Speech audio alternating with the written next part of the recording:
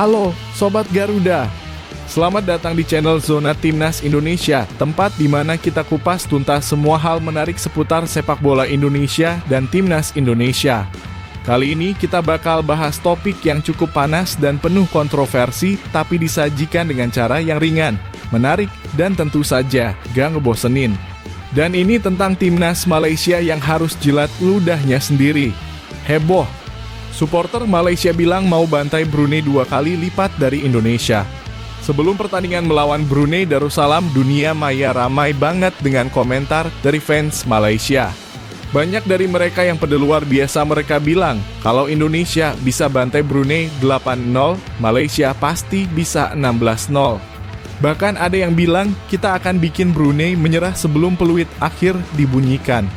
Simak semua fakta lengkapnya hingga selesai.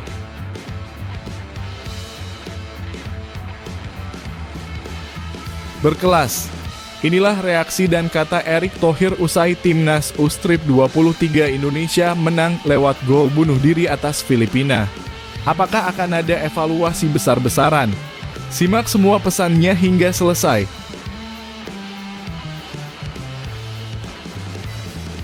Ini baru mantap. Hoki Caraka pada akan lumat Malaysia di laga terkahir. Apakah semua akan terbukti? Simak semua faktanya hingga selesai. Serta beberapa berita Timnas Indonesia hari ini. Selengkapnya hanya di Zona Timnas Indonesia.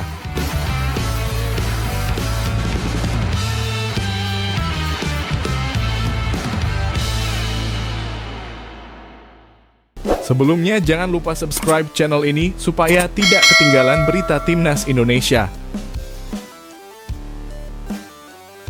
Heboh. Supporter Malaysia bilang mau bantai Brunei 2 kali lipat dari Indonesia. Sebelum pertandingan melawan Brunei Darussalam, dunia maya ramai banget dengan komentar dari fans Malaysia. Banyak dari mereka yang pada luar biasa mereka bilang, kalau Indonesia bisa bantai Brunei 8-0, Malaysia pasti bisa 16-0. Bahkan ada yang bilang, kita akan bikin Brunei menyerah sebelum peluit akhir dibunyikan.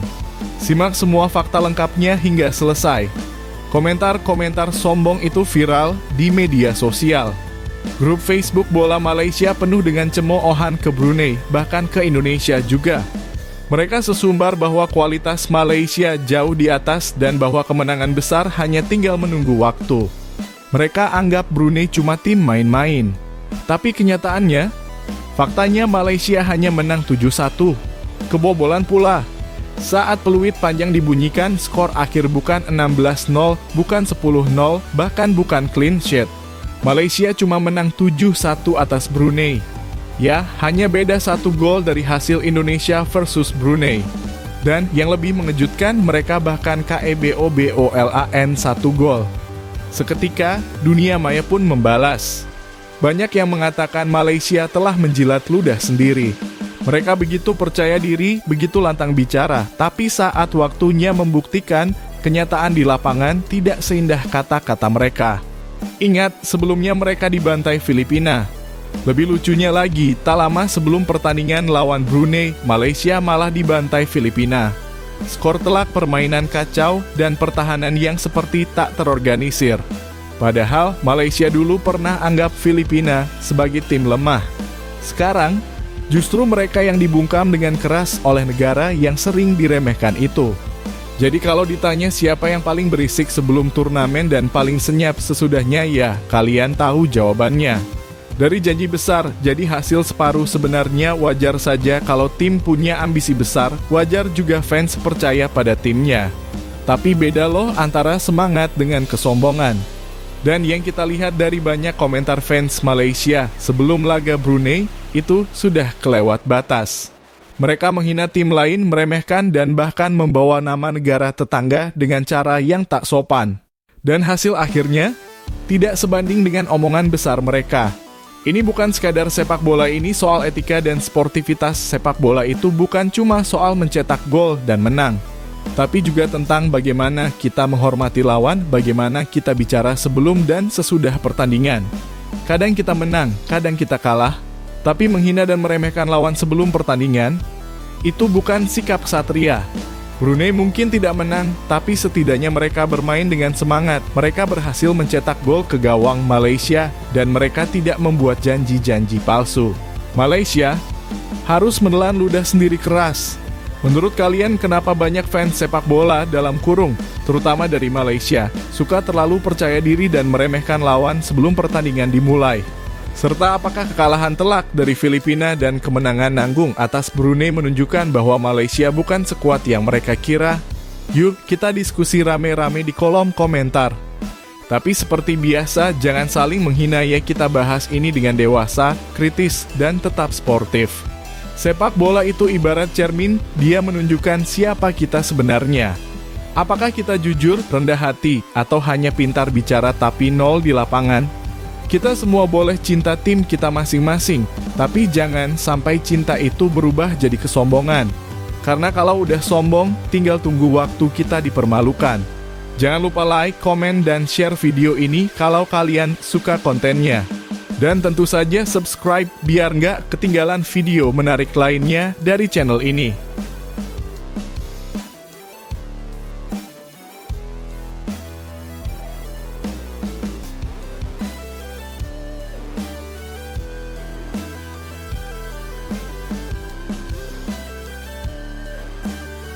Berkelas. Inilah reaksi dan kata Erick Thohir usai timnas U-Strip 23 Indonesia menang lewat gol bunuh diri atas Filipina. Apakah akan ada evaluasi besar-besaran? Simak semua pesannya hingga selesai. Di laga yang digelar di Stadion Utama Gelora Bung Karno di hadapan ribuan pasang mata dan semangat, para supporter timnas Indonesia tampil dominan. Mereka menguasai 67% penguasaan bola, mencatat 17 tembakan ke arah gawang, dan menciptakan tekanan dari menit awal sampai akhir. Namun, dari semua usaha itu, hanya 1 gol tercipta. Dan itu pun datang bukan dari kaki pemain Indonesia, melainkan dari kepala pemain Filipina sendiri, Jaime Rosquillo. Pada menit ke-23, lewat sebuah lemparan ke dalam yang dieksekusi apik oleh Robby Darwish, bola melambung masuk ke area kotak penalti. Jaime yang niatnya ingin menyapu bola, justru menyundulnya ke arah gawang sendiri. Bola membentur mistar, kiper Filipina salah antisipasi dan gol. Gol yang tak direncanakan tapi tetap disambut sorak-sorai seluruh stadion. Ketua Umum PSSI Erick Thohir langsung memberikan tanggapan usai pertandingan.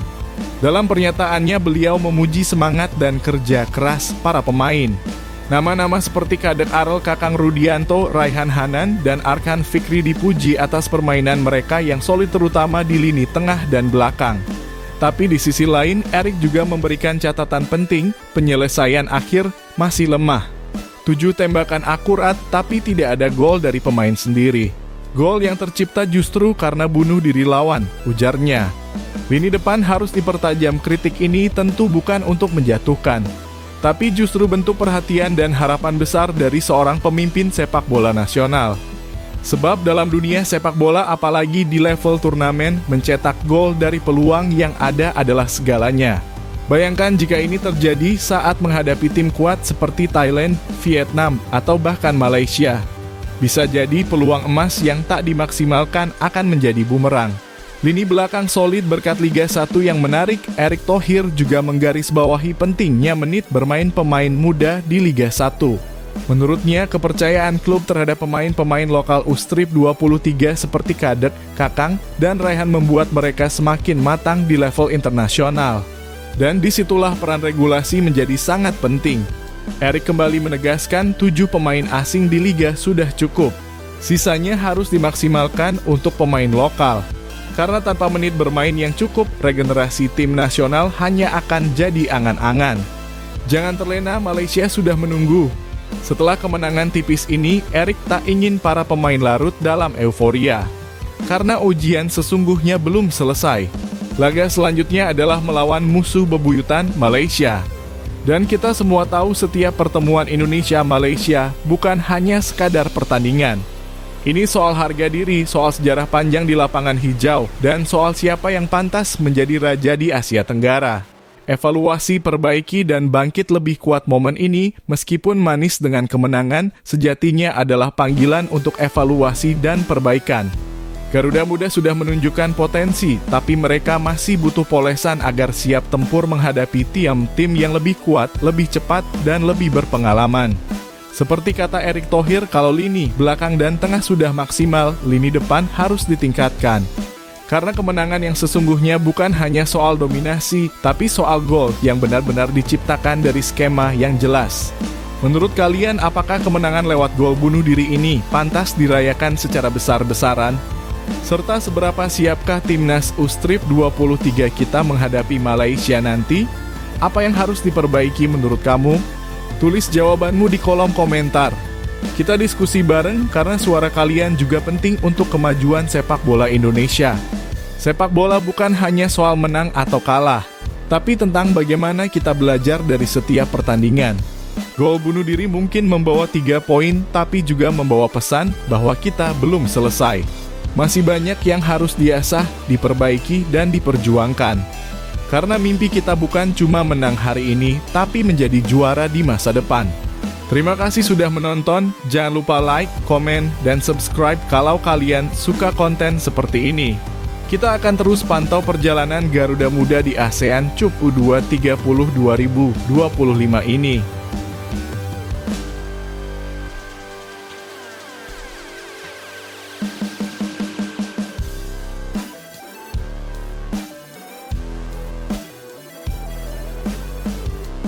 Ini baru mantap. Hoki Caraka Peda akan lumat Malaysia di laga terakhir. Apakah semua akan terbukti? Simak semua faktanya hingga selesai. Setelah hanya duduk di bangku cadangan pada laga perdana, Hoki akhirnya dipercaya turun sejak menit pertama. Senyum tipisnya di pinggir lapangan, sorot matanya yang tajam semuanya berbicara. Dia siap, bukan hanya untuk bermain tapi untuk berjuang. Meski tidak mencetak gol, kontribusi Hoki terasa nyata. Pergerakannya membelah pertahanan Filipina. Tekanan demi tekanan yang dia berikan membuka ruang bagi rekan-rekannya. Ia adalah badai tenang di lini depan. Tidak mencetak, tapi menciptakan. Tidak merayakan, tapi merintis. Gol Garuda Muda memang datang dari kaki pemain Filipina, Jaime Rosquillo. Tapi apakah itu berarti tanpa kerja keras? Tidak. Karena setiap gol adalah hasil dari tekanan, dari determinasi, dari keberanian untuk terus menyerang. Dan semua itu dimulai dari lini depan dari sosok seperti Hoki. Usai laga, Hoki tak bisa menyembunyikan rasa puasnya. Senyum itu kini lebih lebar. Kemenangan ini bukan hanya soal angka di papan skor, tapi soal semangat yang tak pernah padam. Baginya menang 1 hingga 0 atau 8 hingga 0 tak jadi soal. Karena kemenangan tetaplah kemenangan. Dan kemenangan atas Filipina ini membuat Indonesia memuncaki klasemen sementara grup A, 6 poin sempurna. Tapi pekerjaan belum selesai. Justru tantangan yang sesungguhnya baru akan dimulai. Di depan sana menanti Malaysia, sang rival abadi. Laga pamungkas ini bukan sekadar pertarungan di atas lapangan. Ini adalah duel harga diri. Duel dua negara yang punya sejarah panjang dalam dunia sepak bola Asia Tenggara. Setiap kali Indonesia dan Malaysia bertemu, ada sesuatu yang berbeda di udara. Ada tensi yang tak terlihat tapi terasa. Ada semangat yang menyala lebih besar dari biasanya. Dan kali ini dengan tiket semifinal di ujung jalan, ketegangan itu makin terasa. Hoki tahu itu. Ia menyadari betapa pentingnya laga ini. Ia paham ribuan pasang mata akan tertuju padanya. Tapi dia tidak gentar. Dia justru menantikan momen itu. Karena di dalam dirinya ada tekad yang tak bisa dipadamkan. Sudah lama tidak lawan Malaysia, katanya. Kami haus kemenangan. Haus kemenangan. Dua kata sederhana, tapi syarat makna. Karena bukan hanya Hoki yang haus. Seluruh Garuda Muda lapar akan pembuktian. Mereka ingin lebih dari sekadar lolos grup. Mereka ingin jadi juara. Mereka ingin mengangkat trofi, mengumandangkan Indonesia Raya, dan mengharumkan nama bangsa. Dan mereka tidak sendiri. Skuad ini diisi oleh para pemain muda yang tak hanya bertalenta, tapi juga punya pengalaman di Liga 1 dan bahkan Eropa. Mereka bukan hanya calon bintang, masa depan mereka adalah harapan yang sedang bersinar saat ini. Malaysia tentu bukan lawan yang mudah. Mereka datang dengan kekuatan terbaik, semangat juang tinggi, dan pelatih yang cerdas. Tapi Garuda Muda punya sesuatu yang lebih semangat, juang tak tergoyahkan, dukungan penuh dari publik tuan rumah, dan yang terpenting, rasa percaya. Dan itulah yang akan menjadi senjata rahasia Indonesia. Bukan hanya strategi atau teknik, tapi hati, tekad, dan semangat yang tak pernah padam. Hoki pun tahu betul laga melawan Malaysia bisa menjadi momen istimewa. Mungkin inilah saatnya dia mencetak gol. Mungkin inilah saatnya dia bersorak. Tapi baginya lebih dari itu, ini adalah kesempatan untuk mengangkat tim. Untuk membawa Garuda Muda terbang lebih tinggi. Di usia 20 tahun, Hoki Caraka sudah menunjukkan kedewasaan yang luar biasa di lapangan. Bukan hanya seorang striker, dia adalah simbol semangat juang, kesabaran, dan kerja keras. Ia belum selesai. Perjalanannya masih panjang. Tapi satu hal pasti, langkahnya kini lebih mantap. Kemenangan atas Filipina hanyalah permulaan. Tujuan mereka ada di ujung jalan semifinal dan akhirnya gelar juara. Kini Malaysia menanti. Dan Garuda Muda siap membuktikan bahwa mimpi bukan hanya untuk diangan, tapi untuk diperjuangkan sampai akhir.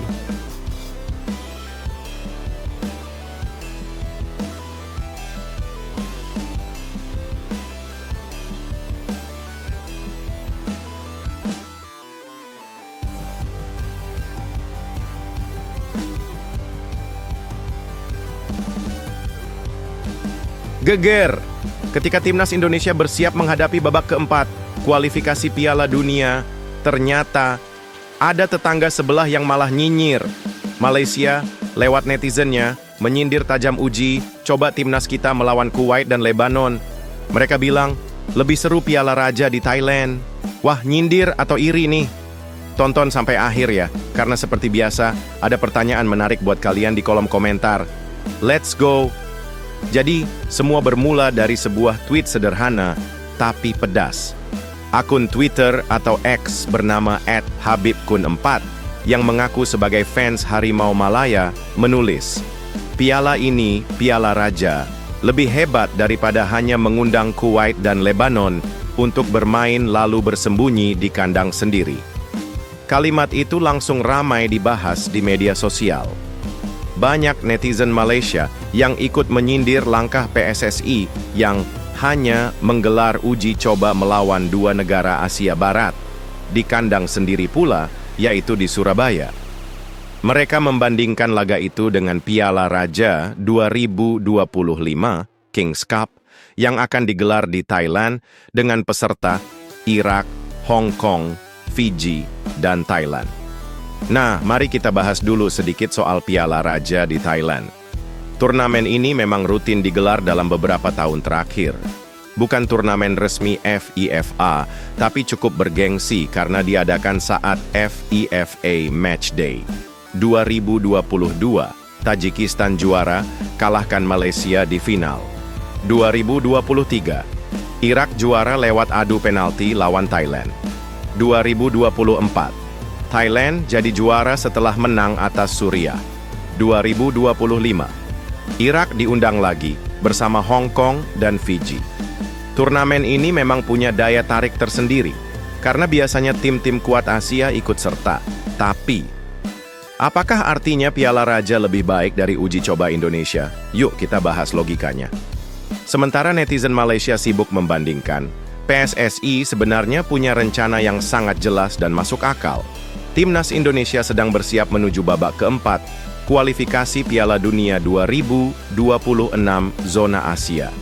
Lawan-lawan timnas di babak keempat mayoritas berasal dari Asia Barat, Qatar, Arab Saudi, Uni Emirat Arab, dan Irak. Lalu siapa yang diundang untuk uji coba? Lebanon dan Kuwait. Keduanya dari Asia Barat. Artinya, secara gaya main, tempo, karakteristik tim, sangat mirip dengan calon lawan kita nanti. Ini bukan uji coba sembarangan, ini uji coba strategis.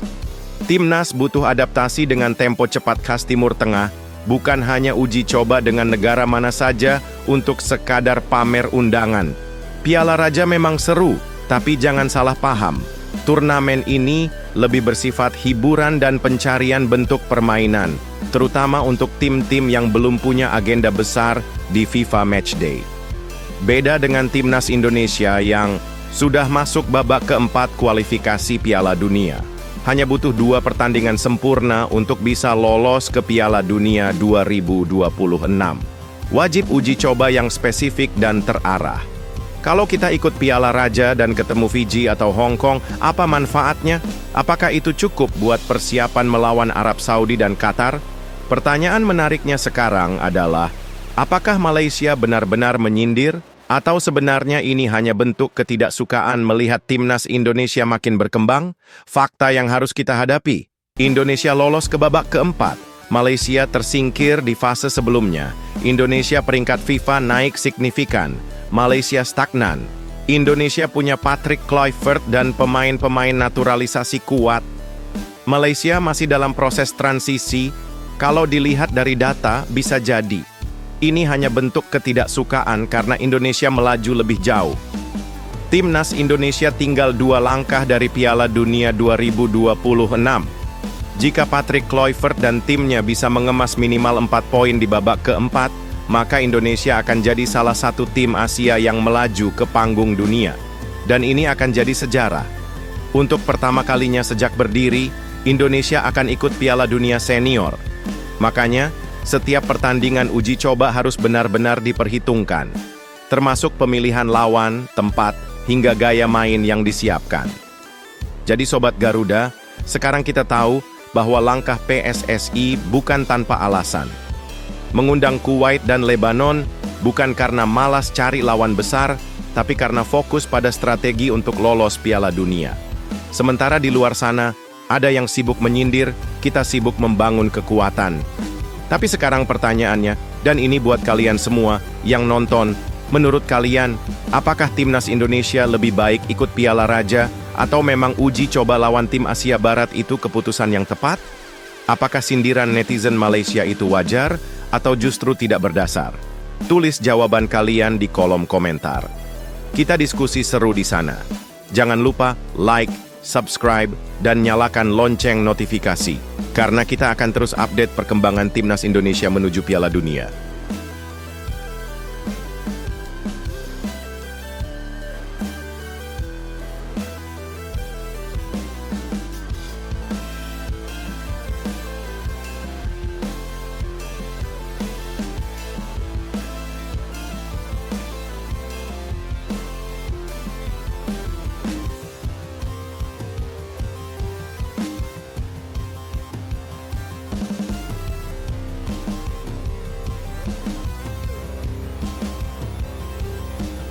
Inilah satu permintaan dari Ketua Umum PSSI Erick Thohir kepada Timnas U23 Indonesia menjelang ASEAN Cup U23 2025. Kita tahu betul, lawan-lawan di grup A nggak bisa diremehkan. Ada Malaysia, Filipina, dan Brunei Darussalam.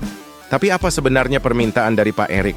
Dan kenapa itu jadi sangat penting, bukan cuma buat turnamen ini, tapi juga buat masa depan timnas kita? Yuk, kita bahas tuntas.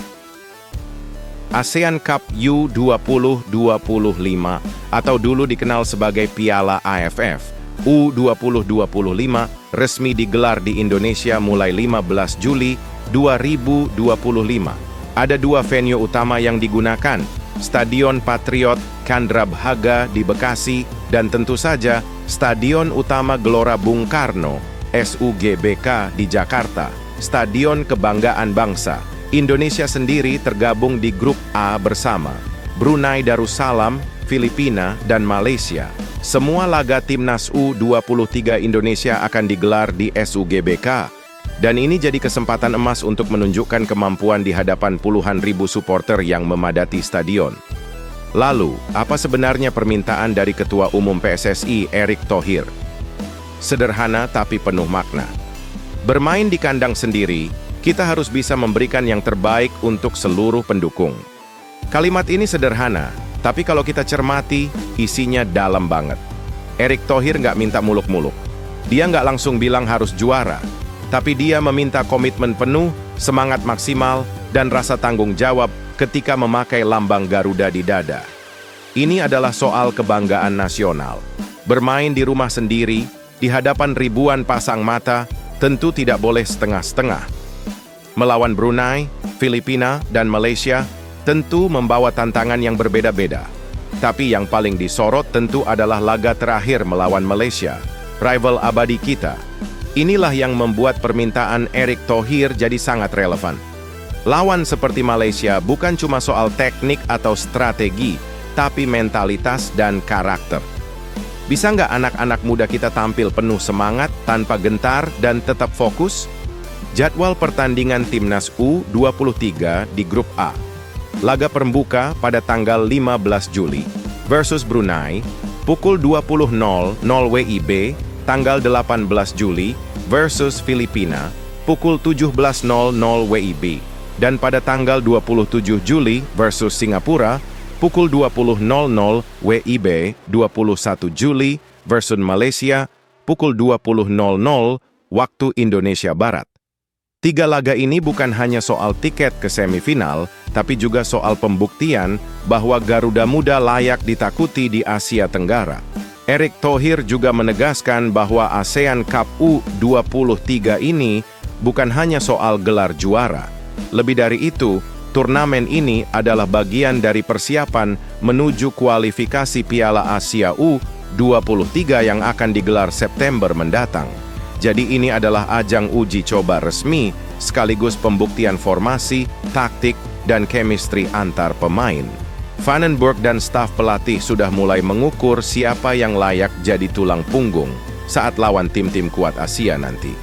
Dengan kata lain, apa yang dilakukan pemain sekarang akan menentukan nasib mereka ke depannya. Maka dari itu, permintaan Erick Thohir bukan hanya untuk sekarang, tapi juga untuk masa depan. Pelatih Gerald van den Berg sudah menunjuk 23 pemain yang akan memperkuat Timnas U23 di turnamen ini. Dan berikut daftarnya, posisi kiper ada 3 pemain, M. Ardiansyah, Cahya Supriyadi, dan Dava Fasya. Di posisi bek ada 8 pemain, Muhammad Ferrari, Kakang Rudianto, Kadel Arel, Brandon Scheunemann, Doni Trai, Frankie Misa, Alvarezi Buffon, dan Ahmad Maulana. Di posisi gelandang ada 5 pemain, Robbie Darwis, Tony Firmansyah, Raihan Hanan, Arkan Fikri, dan Firman Juliansyah. Dan posisi penyerang ada 7 pemain, Yardan Yafi, Victor Detan, Dominikus Dion, Altaf Indi, Jens Raven, Rahmat Arjuna, Hoki Caraka. Kombinasi pemain ini menunjukkan kekuatan di semua lini, mulai dari pemain yang sudah punya jam terbang seperti Ferrari dan Hoki, hingga pemain muda yang sedang naik daun seperti Jens Raven dan Arkan Fikri. Bermain di kandang sendiri, di tengah ekspektasi tinggi, memang bukan hal mudah. Tapi disinilah para pemain muda, kita bisa menunjukkan karakter pejuang Garuda. Erick Thohir sudah memberi pesan yang jelas, tinggal bagaimana pelatih dan pemain menjawabnya di lapangan. Ingat, di dunia sepak bola, dukungan supporter itu bisa jadi energi luar biasa. Tapi kalau tidak dimaksimalkan, bisa juga jadi tekanan. Jadi ini waktunya Garuda Muda membuktikan, mereka siap untuk menang. Mereka siap untuk jadi bintang masa depan Indonesia. Mereka siap memenuhi permintaan Ketum PSSI untuk tampil maksimal di hadapan rakyat sendiri. Sobat Garuda, itulah satu permintaan penting dari Erick Thohir untuk Timnas U23 Indonesia. Bermain total untuk rakyat, untuk negeri, dan untuk mimpi besar sepak bola Indonesia. Sekarang giliran kita sebagai supporter untuk mendukung dengan semangat dan terus percaya bahwa generasi muda kita bisa bersaing di Asia. Prediksi skor Indonesia versus Malaysia, versi kamu gimana? Kalau kamu jadi pelatih, siapa starting 11 ideal Timnas U23 di turnamen ini? Tulis jawabanmu di kolom komentar ya. Jangan lupa like, subscribe, dan share video ini ke teman-teman kamu yang cinta sepak bola Indonesia. Sampai jumpa di video selanjutnya. Garuda Muda terbang lebih tinggi.